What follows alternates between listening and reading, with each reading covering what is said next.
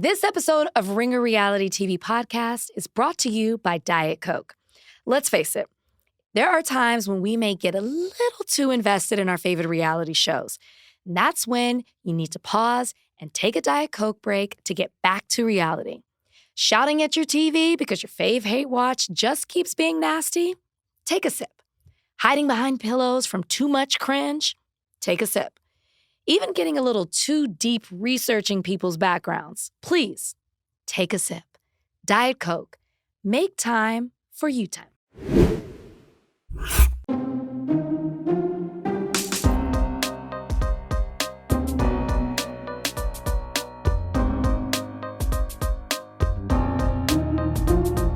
Welcome to Morally Corrupt, a show here on the Ringer Reality feed. I am Rachel Lindsay. She is Jodi Walker. It's just the two of us today, covering two of our favorite shows, the best of Bravo. That's what we should call it. It's the best of Bravo right now. JV has become varsity. JV has become varsity, which eventually, I feel like that should happen, right? Mm-hmm.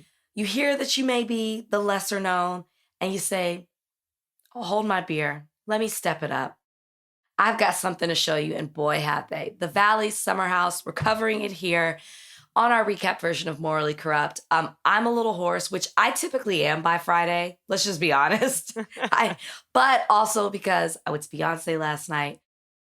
Must see. Everybody go see it. Everybody go see it. I'm hoping to go one more time. Maybe one more time. You started early, so there's plenty of time. It's a shocker because people try to label me as a Beyonce hater. I am not. I'm just not delusional. Who's doing this to you? I'm just not delusional.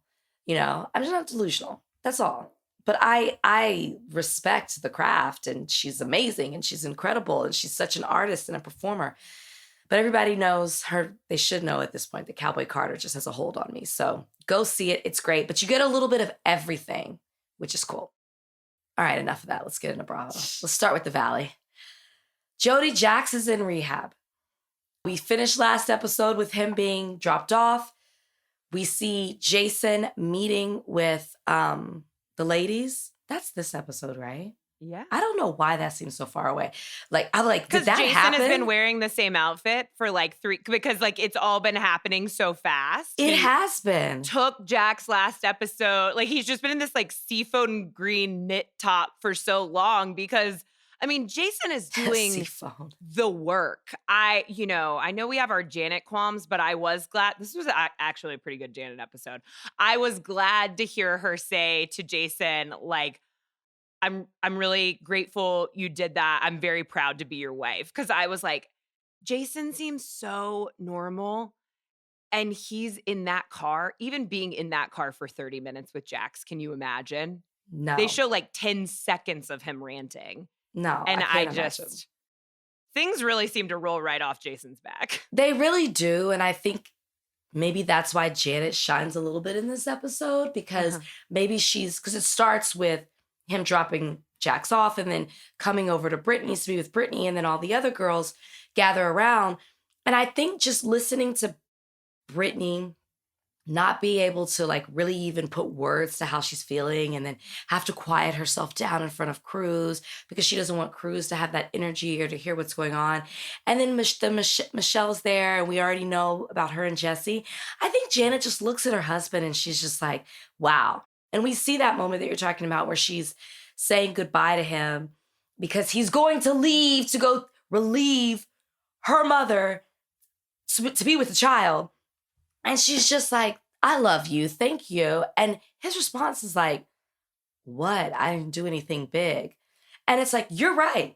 Mm-hmm. You're doing exactly what you're supposed to as a man, as a father, as a partner. And it's like, it should be second nature to you. But for the men on the show, it is not. It is it's almost a foreign concept to them.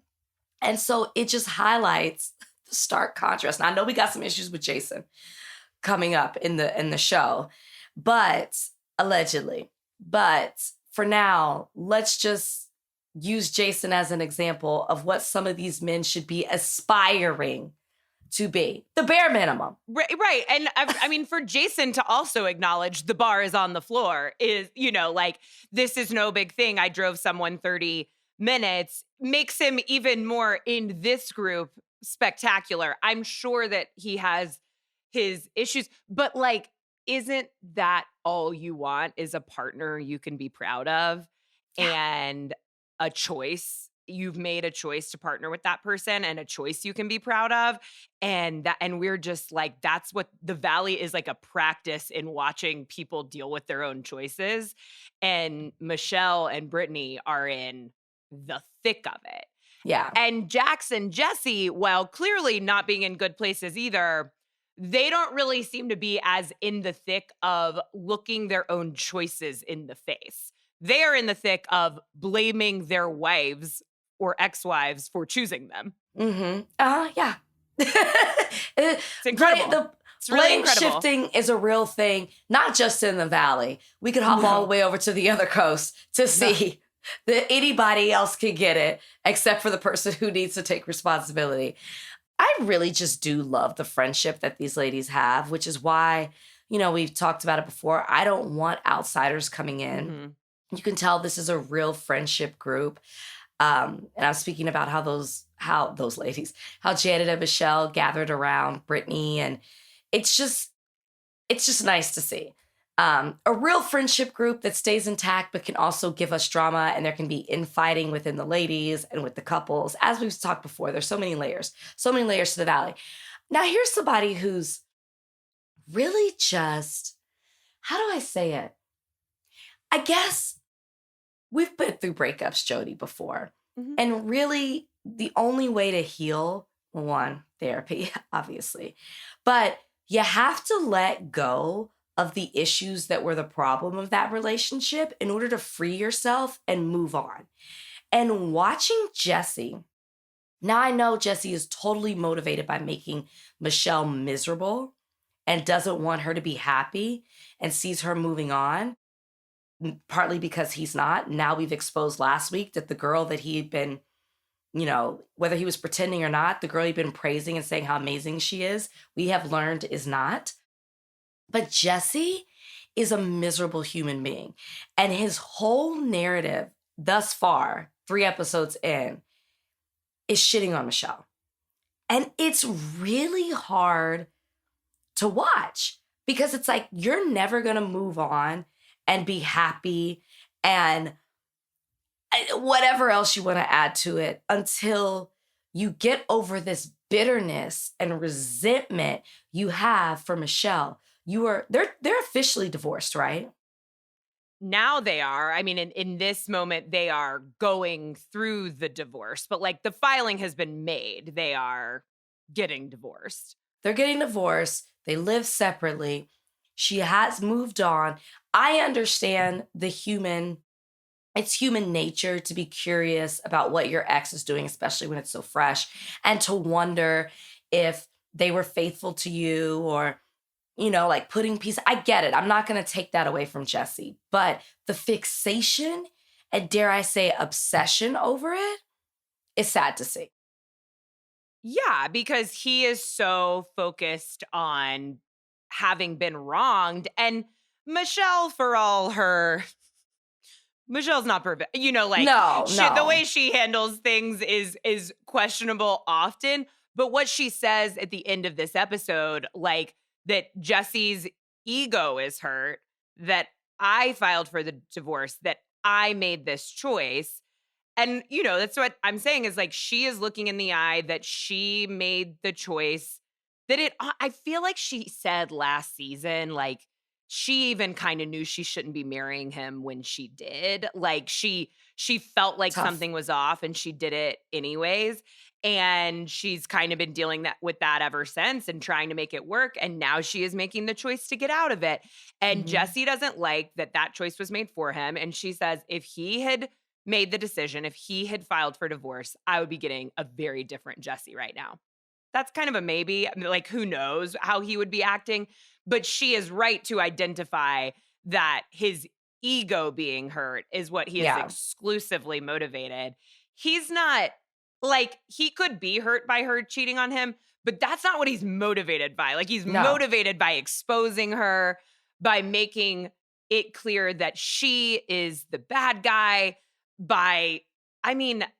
I think like in the darkest way by like making her look like a bad parent. He's Yeah. just and you see her doing the nitpicky stuff like in real life. Like every time he arrives at a place, she's like, well, back in our marriage, I couldn't even wear foundation because Jesse said it would get on his shirt. You know, she's always like she is saying little things that poke at him when they are contractually obligated to be around one another.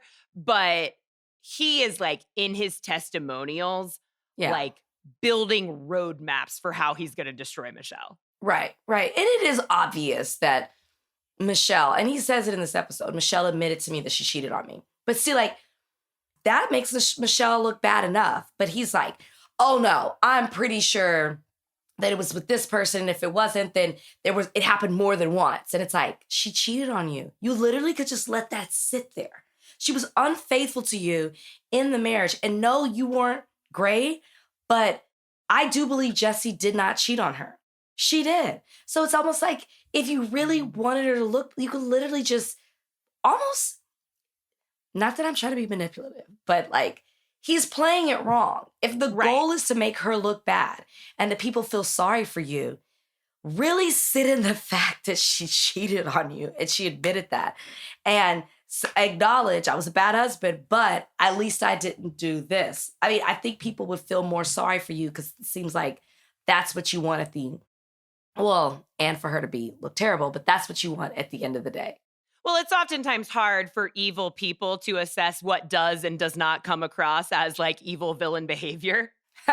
Now, I will say, I quite enjoyed the actually not that tenuous honey connection that he's putting together. Yeah. Of being sure that she was already cheating on him with her now boyfriend, who seems very sweet. He is, I guess, literally a honeymaker. That Jesse had been seeing the honey that this guy Aaron makes in his cabinet for 2 years.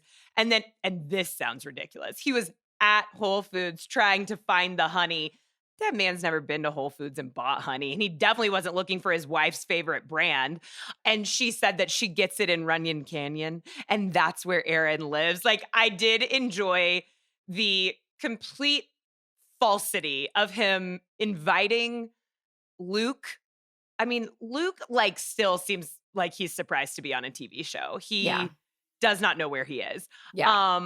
Luke and Kristen over to his house for tea and coffee party to put together the dots of Michelle cheating on him.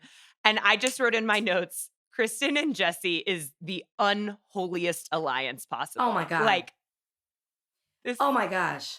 This alliance. And to watch Kristen try to reason, kind of like, well, if Michelle, I've tried to have a friendship with Michelle, and if Michelle, you know, could put in the effort that Jesse is or whatever, then maybe we could find a place, or I'm paraphrasing here, but she's like, maybe we could actually have a friendship, but Michelle's made it clear that she doesn't want that, so I don't want that. And it's like, no, you don't want to be friends with Michelle either. And let's not forget how awful you were last season.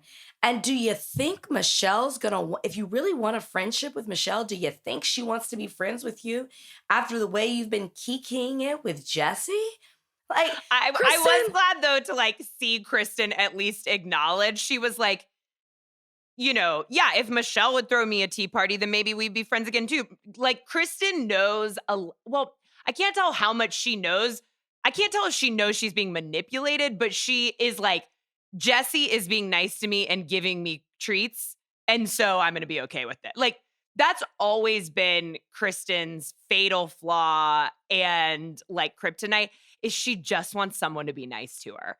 And oftentimes those people are being nice to her for the wrong reasons or for ulterior motives. And I think like that's what does seem genuine about her relationship with Luke is he is nice to her even when it's hard. And that's enough. And that's enough.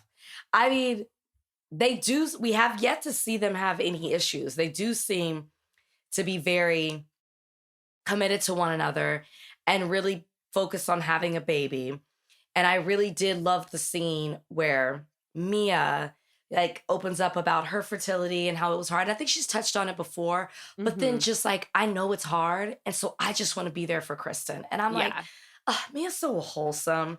And on the other end of that, we got to deal with, her husband who has a drinking problem. It's alleged that he has a drinking problem in this episode. And, they talk about possibly why 3 kids under 3. And, there's a small house and just a lot of stress. And so when Danny does get out, he just has no boundaries. And I'm shocked we got this so early in the season about him being appropriate at a Halloween party last year where he said some things, he blacked out, said some things to Jasmine, and then inappropriately touched her girlfriend, now fiance. And I'm like, we're already, I think that's what I love about The Valley is they drop it, but we haven't even really gotten into the drama of it because that doesn't even address this episode. It's just thrown out there and we'll deal with it later. It's like, that's so great. What's so great The about Valley cruises. Like the storyline editor on The Valley deserves a raise. And at the end of this episode, I was like, oh my gosh, like, just we'll get to it, but like the visual of Michelle just weeping in the corner of a Dave & Buster's because she wasn't able to whip enough votes for Jesse to stay in a hotel on a trip that he's planning. Like Michelle generated that kind of storyline and she's kind of the least among us. I was like, I didn't miss Jax at all. He can stay gone and stay working on himself. We don't need him. Like we've got the juice. I was thinking that too. Like when we started off this episode talking about how he's in rehab, it's like Jax was the last 2 episodes have been such Jax heavy that it's like, oh wow, we're really going to feel the weight of Jax or just like the impact of him not being there.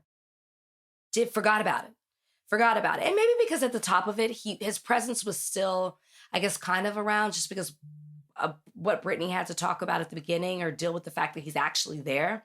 But still, there's so much with every single, cast member on this show that there's the places that we could go, Jodi.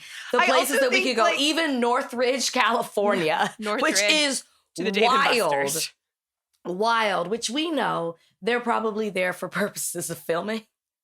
Hollywood Dave & Buster's must have been like, no, you got to go to Northridge, which kudos to them because I didn't even know there was a Dave & Buster's in Northridge, which is still too far for me to ever want to do. But yeah. So Danny, I do want to note that we did see Danny when they went to Tahoe have a huge drunken moment. Mm-hmm. And I don't know if I thought to myself, he's blacked out, or that he had a problem, but it was like, whoa, he's lit. And when he's lit, he says anything and kind of is disrespectful to his wife. Mm-hmm.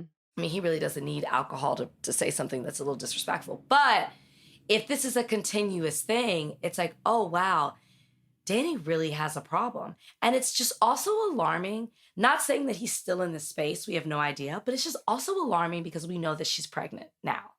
Yeah. And that's just even more stress.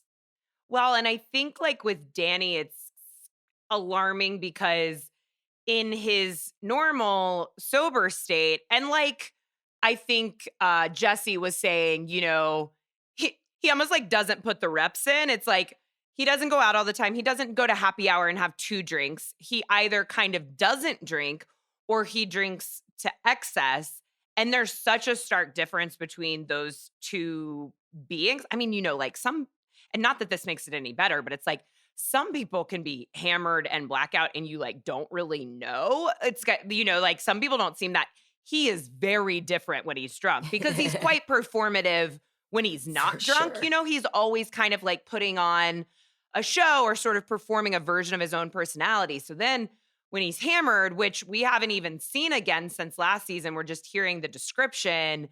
It's very like slurry, very keeping on drinking. And I thought it was kind of strange. I guess they just did it for like, editorial sake, like just moving the show along because there was so much going on. But it was kind of weird that Jason basically narrated to us in testimonial what happened to Jasmine and her girlfriend. And then we see like a flashback of them having an actual conversation with Danny.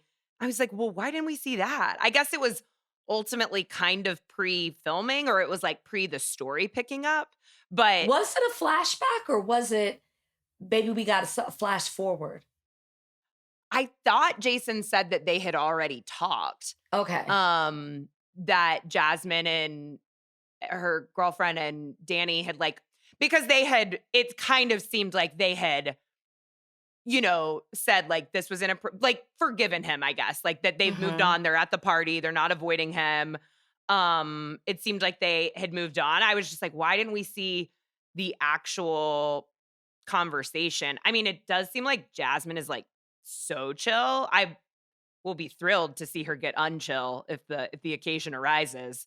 But she's like so chill that I guess it's kind of like, I'll let the first one slide, the second one slide, do it again, and you're dead to me. I don't know why, but I feel like they filmed that for purposes of either that's a flash forward or they filmed it so they could flash back to it. Yeah, I don't just not to show it. I just don't think that was captured on camera. I don't know why. I can't remember when they stopped filming last year. I don't think that they were filming during Halloween. Yeah, that's true. Like, think of Tahoe. It had happened. Did it happen Halloween the year before? And they're kind of addressing it now? I don't know. Well, that he said, get daddy a drink and then grabbed her girlfriend's butt? I don't know. It's not funny. Get daddy a drink is not funny. But the fact that that's the personality that comes out when Jason's drunk is. I'm sorry. When Danny's drunk. Get daddy a drink. Yeah. So drunk Danny is daddy. That's funny. That's funny Daddy to me that Danny. he refers to himself. He probably refers to himself like that with Mia too. I know Mia is mortified. I know she's so embarrassed. Nia, I always do that. I know Nia is mortified and so embarrassed. And she always calls him Daniel, which is maybe not even, that's the opposite of daddy. It's like a spectrum, Daniel, Danny, daddy. And she's always really rooting for him to be Daniel. And maybe he is at home. But at Dave and Buster's, he's Danny. He's the mole. He's stirring up shit. And when he's hammered, he's daddy. Well, he was Daniel when they were telling him. So when we get to Dave and Buster's, when they get to Dave and Buster's, and Brittany, which I appreciate, is like, before we have fun, let me just light a fire. Brittany had said earlier, she was like, I just won't have fun. I don't want anything to happen. Like, I just want to have fun. And then she gets there and she's like, okay, before we have fun. And then Michelle is literally weeping for the rest of the episode. Like, maybe Brittany still had fun, but it was not a 100% fun occasion. She's like, let's just get this out of the way. Yeah. So Brittany's like, before, let's go. Michelle, this is what's been said. You've been sleeping with the billionaire for $1,500, which it just sounds crazy. And at first, I thought Michelle was just going to laugh it off. I thought Michelle was going to be like, that's so ridiculous. But then she immediately, like, as soon as I think, oh, she's going to let this roll off her back because it's so ludicrous, she starts crying. And to your point, cries the rest of the episode. But I do love that Brittany's like, let's just get the source over here. Calls for Danny, but Daniel shows up. Uh-huh. He's terrified. You can tell he's coaching him. He's half listening to her and half telling himself, keep a straight face. Show no emotion. That single shot of his face as she's explaining what happened, it's like the way he is trying to keep his composure. I couldn't stop laughing. I paused it. You're so right, because like in that moment, it was like it was frozen. And I just had this thought like, oh, I'd never noticed Danny's forehead wrinkles before. Like, it wasn't like with judgment. It was just like his face was so still for so long. It was like the first time I'd ever really looked at him. Like, he knew, yeah. Well, it was a single shot. It's like he knew how bad this was. But if I remember correctly, last year, I feel like Danny ran his mouth a lot. I feel like he was a little bit of a busybody. Oh, he's definitely a busybody, because Nia is not a busybody. Like, I fully believe he's the mole without even knowing that he's the mole, because like he is the kind of person who doesn't know to keep the things you talk about in your coupleness within it. It's like Nia tells him something and then he tells other people that, and he doesn't know. or he just doesn't care. I don't know, doesn't realize he's not supposed to. But he knows if he tells Luke that, although Luke is kind of like disconcerting. You don't really know what he's going to do. The way that because even when he received that information from Danny, when Danny told him the text from the boys' text that Danny says he has on mute, that Luke's not included in, that Jason isn't included in because he has an Android. It sounds like it's a bunch of Jessies and Jaxes, which I just cannot imagine a more terrifying and disgusting place. The way Luke responds to it is kind of like, oh, really? Whoa. Like he doesn't engage. He's not like, well, how would that even happen? Who is he talking? He does not engage. So I guess I can imagine that Danny thought he wouldn't tell, but he didn't think about it that much. He's a gossip. No, he's a gossip for sure. And I can kind of understand why. You're at home talking to babies all day that you're just so excited to have an adult conversation that you're just running your mouth. I mean, it's obviously in him, but I think he's just running his mouth. And poor Luke, it seems like Luke, I'm not saying Luke doesn't have friends, but Luke doesn't have friends like this.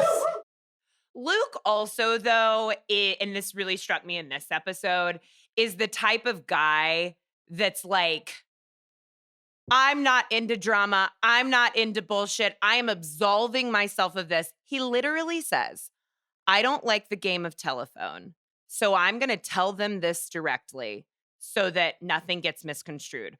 What he is telling them directly is what another person told him that he read in a group text from another person. My guy, that's literally telephone. Like, you're not better than this. If you were someone who was like, I don't want to mix it, I don't want to stir anything up, then you wouldn't tell. Yeah. But, if he's doing it for friendship, if he's doing it for Michelle's sake, if he's doing it for Kristen's sake, I don't know who he's doing it for, except that he seems to just like not want this in him. But it's still a fish out of water. He stirs stuff up too. Luke does. Like, well, remember, he was messy last year. Yeah, he's messy. He goes about it in what he thinks is a moral way.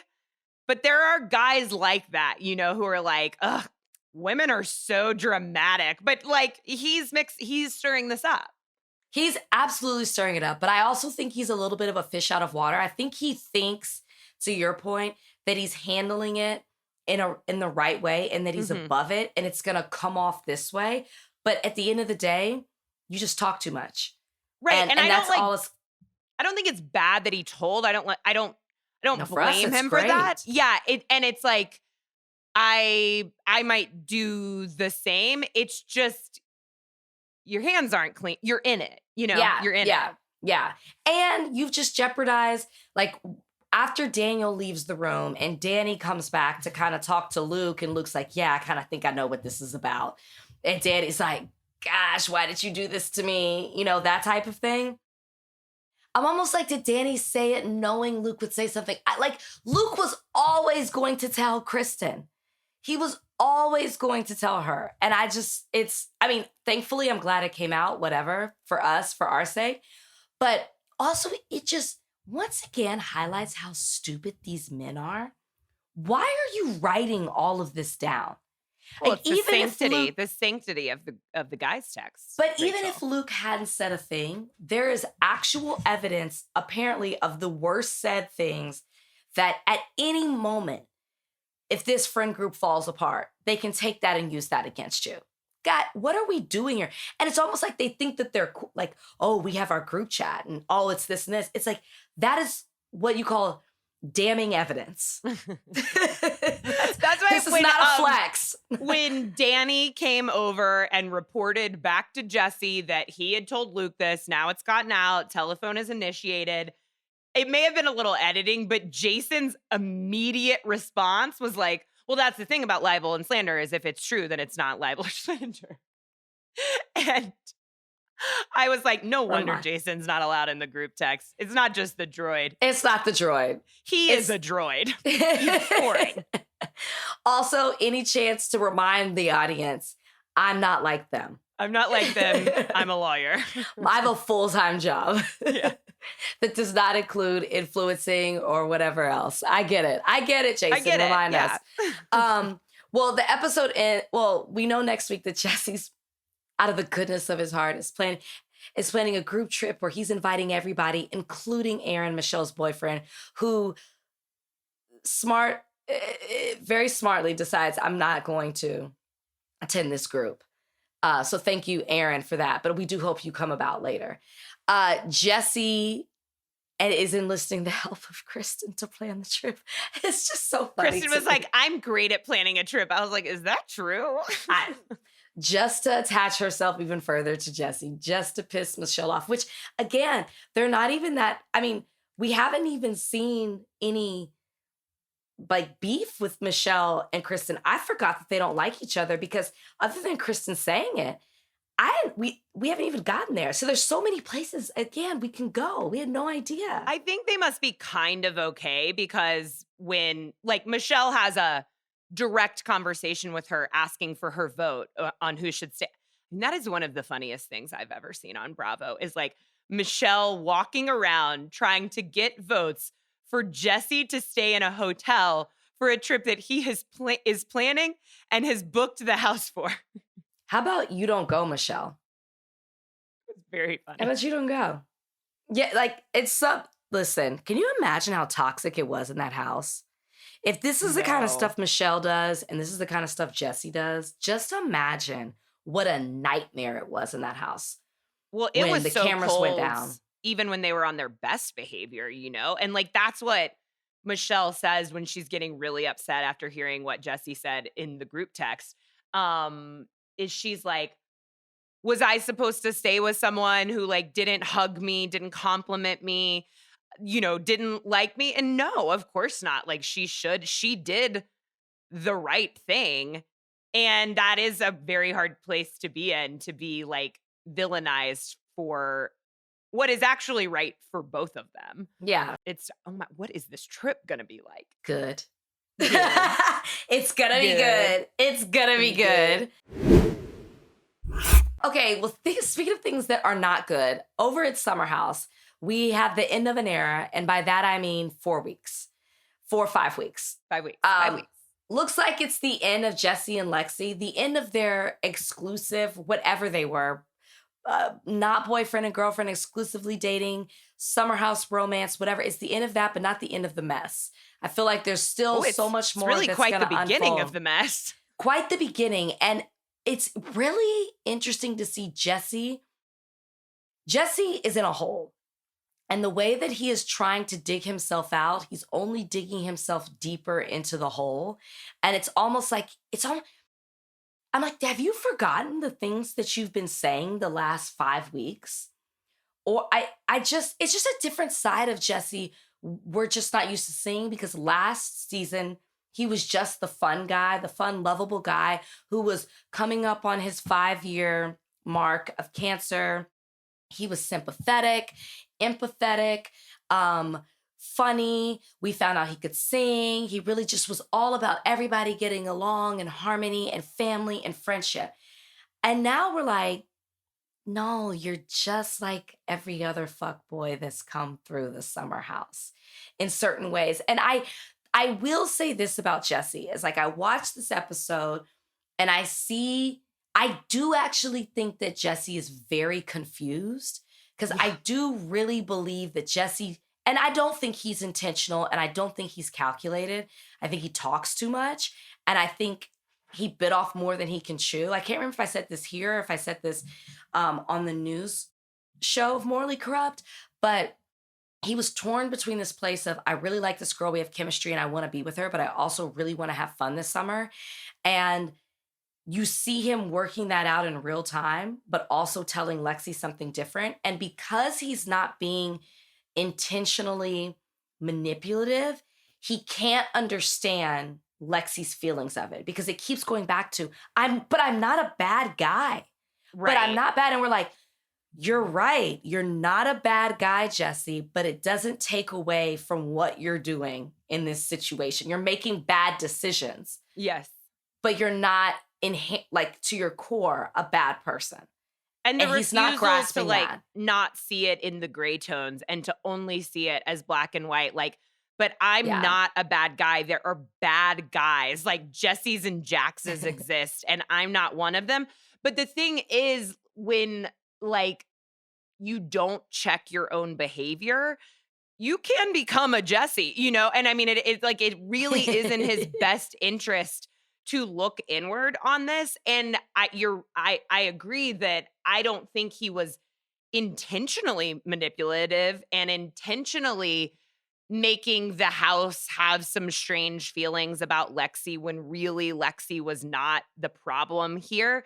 But what he wasn't was careful. Like he also was not intentional with caring for the relationship, caring for Lexi in his behaviors like he says he does in his words. And even like I think he does in his feelings. Like I do think he cares about Lexi and he thinks that he cares about her, but he's not doing it. He's not caring for her with his actions. And like, what else is she supposed to think? He's not calculated. He's kind of the opposite of calculated. He's reckless. He does not actually care enough about Lexi to think about her in her absence. You know, like he's like a goldfish. It's like if she's not right in front of him, then maybe he's missing her and thinking about her, but he's not thinking about like, if I tell Sierra that we could be dating right now, if West hadn't gotten there first, how will the girl that I'm dating feel about that? Yeah. And also like, how will Sierra feel about that? You know, then in this episode, we see him be reckless with Sierra because he is lashing out in his confusion. And Amanda was really spitting this episode. I wish she'd told, I mean, as a friend, it's not her responsibility, but like, I wish she'd told Jesse some of this a little sooner. But when she tells him later, like, he's like, Sierra's mad because I made one joke. And she's like, your jokes are not helpful in these emotionally heightened times. Also, he had just done some other shit to Sierra. Then he made the joke. That's why she's mad. Well, I'm just It wasn't a joke either. He was saying it for real. I'm so sick of people saying something, and then when someone's offended by it, it's like, well, I was just kidding. I was just joking. And it's like, this, you clearly were not joking. Or you specifically say, hey, ladies, tell me, you keep saying that I was inappropriate. And if Lexi had been here, it'd been mad. And they're like, okay, we're going to tell you what you did. And instead of saying, oh, I did do that, oh, I could see that, it's, you don't really want to hear what the ladies have to say. You want to be able to defend it. And you're like, what? I didn't even touch her. I can't wait for the reunion where they flash back and it's like all the times Jesse said things didn't happen or I didn't do that. And it's like, you clearly did. But if I'm Sierra, it would be tough for me. Now, they already have like a year in to be friends with Jesse moving forward. Because the way he tried to say, I did that to make Sierra feel better about herself. The conversation of him saying, oh, I would have tried to talk to you, but Wes called dibs. Sierra didn't start that conversation with you.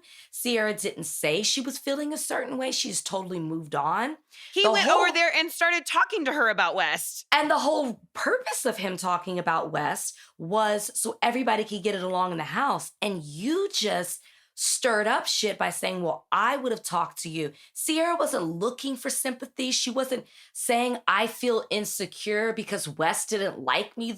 It didn't work out. She was looking for nothing from you. And the fact that you said, well, I was trying to make her feel good, as if Sierra needed that, Sierra's response was the only response. That's right. Like, lost it. I'm like, I would have been heated, and Sierra was very heated. Like she was the right. Like, yes, it was very offensive, and it's also the second time in a row that Jesse has thrown Sierra under the bus in order to defend his own inappropriate behaviors with Sierra.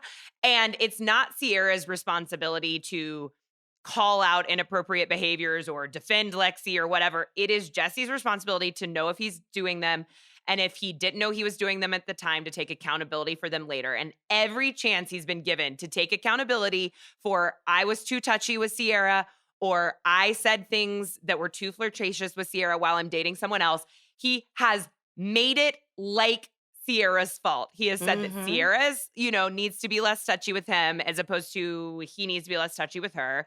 And he has said that he was trying to make Sierra feel better by saying that.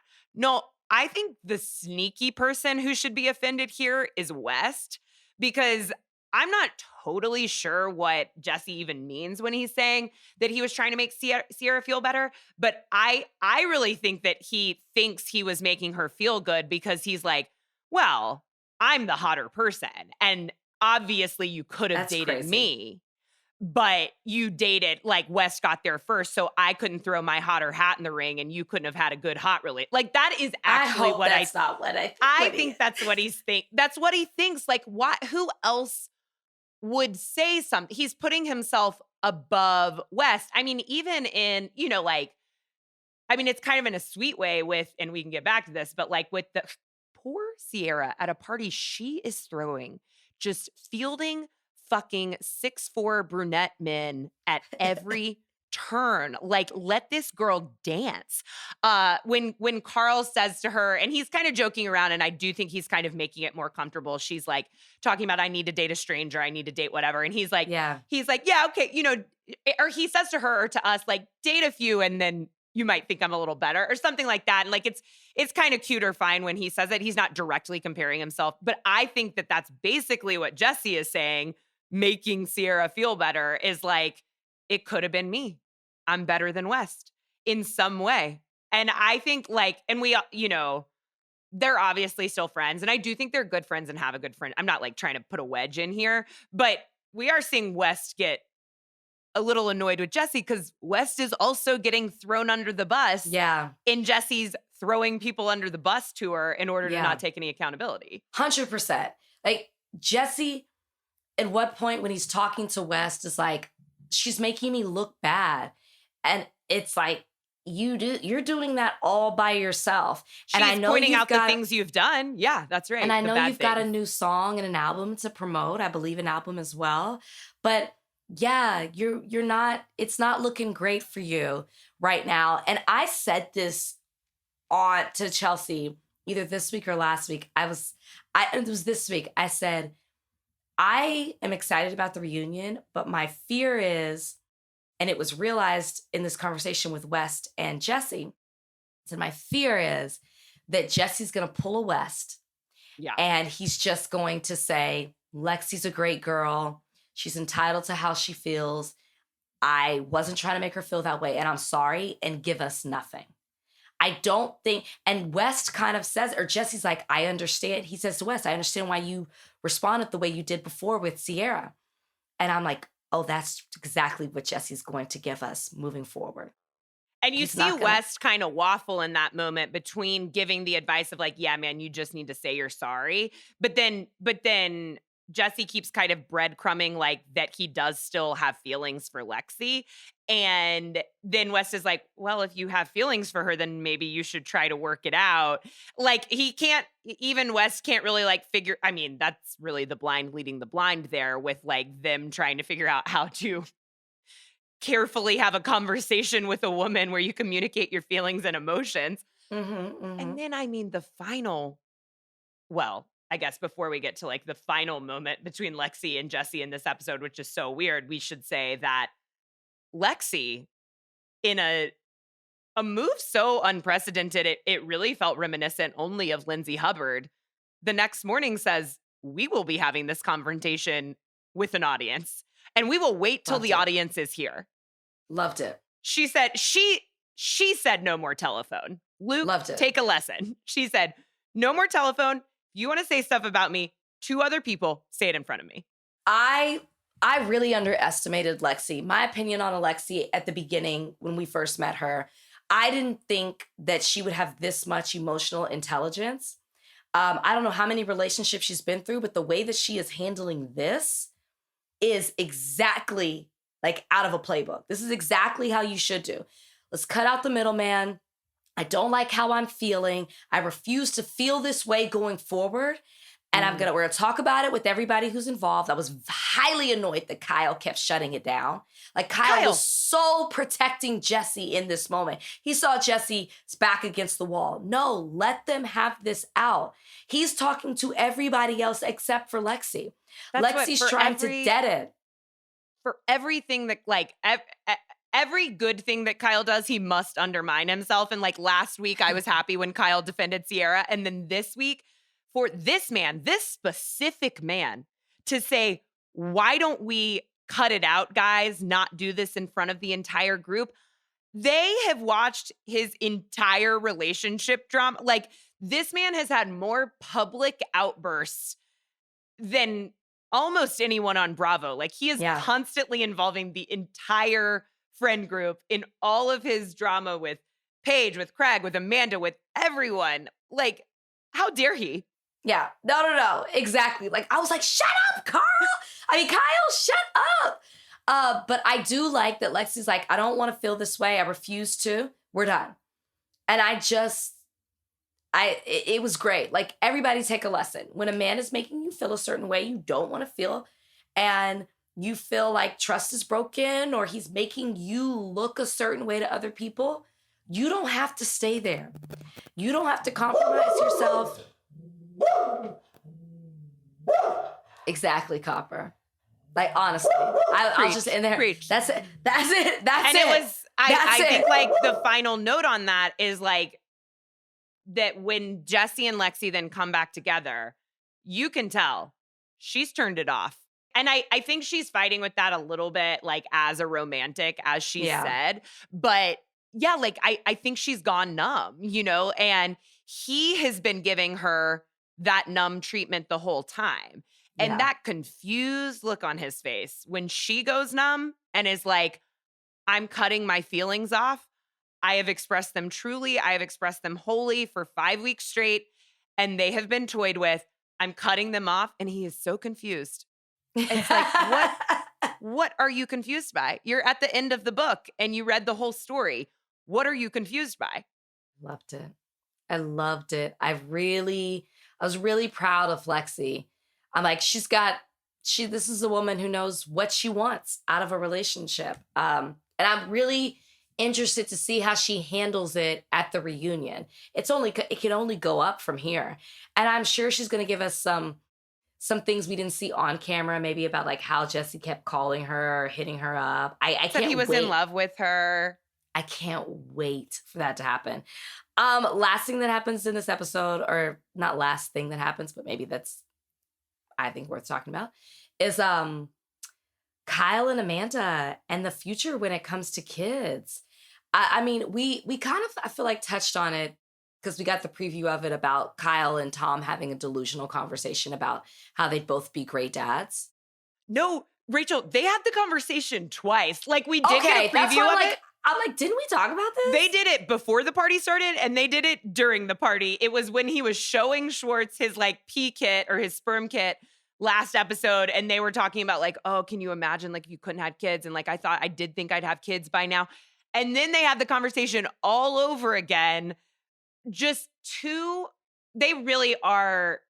And like, I mean, I honestly like both of their personalities, unfortunately, but like they are two dumb bitches telling each other exactly. You know, like, this is what they do to each other all the time. This is what men do to each other. They're like, no, you be this, instead of just being real, telling them the truth. And it's not, they may well be good fathers when they have children, but them just like shaking their heads, not being able to believe that they're not currently fathers, when we know how they have treated their partners and everything they did before they had those partners. It's like, Kyle, what part of your life path has suggested to you that you would be a father yet? Like, yeah.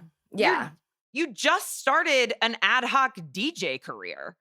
Yeah, that's your baby. That's your baby right now. And Amanda started has her swimsuit line. And it's, to your point, it's not saying that maybe where they are right now in their lives, they're ready, but everything leading up to it has shown us the complete opposite. So for you to stand in this moment, yeah, I get it. when I was a kid, I thought by 40 I'd have kids. Okay, fine. But acknowledge the fact that you, over the last 10 years, have not been in a place where your partner would say, I think we're ready. And if it happened, it probably would have been an accident. And it's like right now, maybe he actually is the closest he's ever been to like emotionally ready, financially ready, all those things.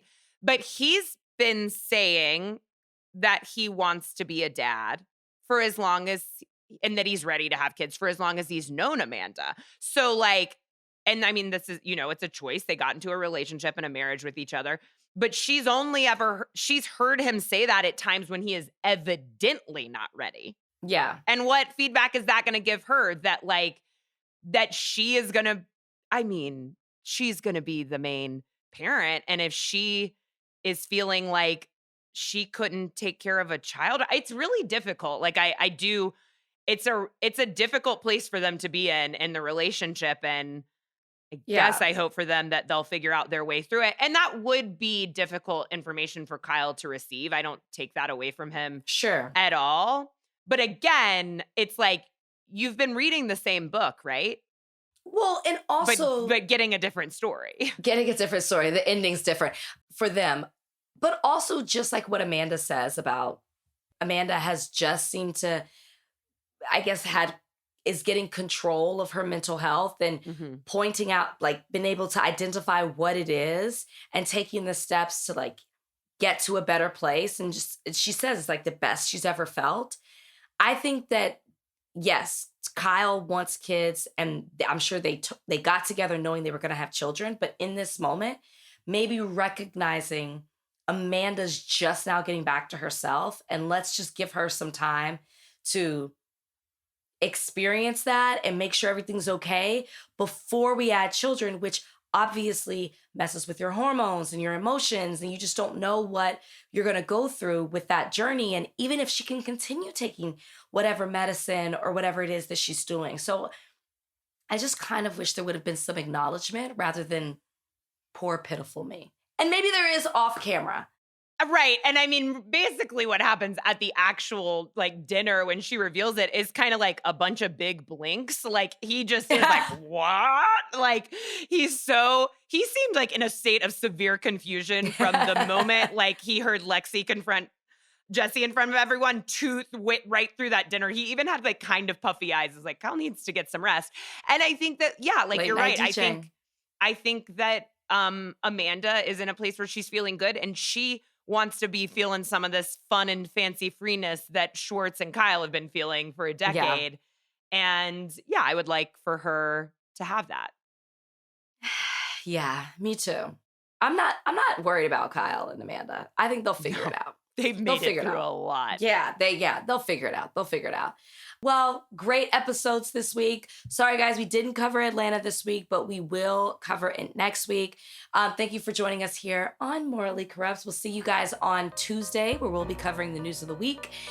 So make sure you join us there. Have a safe weekend and take care.